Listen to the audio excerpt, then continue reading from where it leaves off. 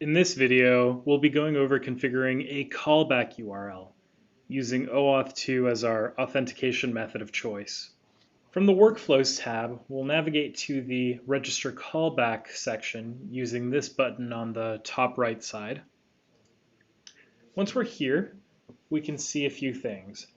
We can see a callback name, which can be anything. I'll just call it OAuth2 for now.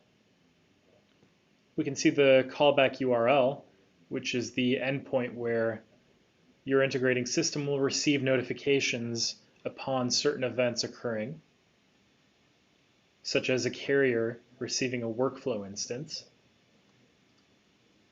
And down here we can select an authentication method. We can choose no authentication, which is not recommended. We can choose basic authentication, which calls for a generic username and password. Or we could choose OAuth2. OAuth2 requires certain parameters from your OAuth 2.0 authentication server. Here we'll provide the client ID, here we'll provide the secret ID, and here we'll provide the token URL.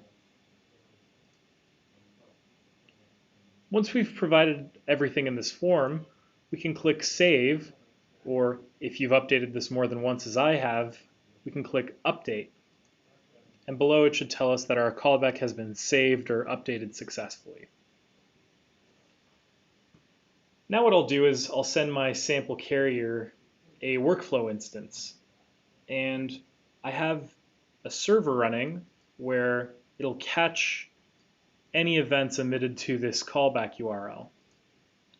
So now I've sent the workflow instance to my sample carrier, and yeah, we can see that this workflow instance ID represents this asset which was sent. We can also see information about the workflow ID.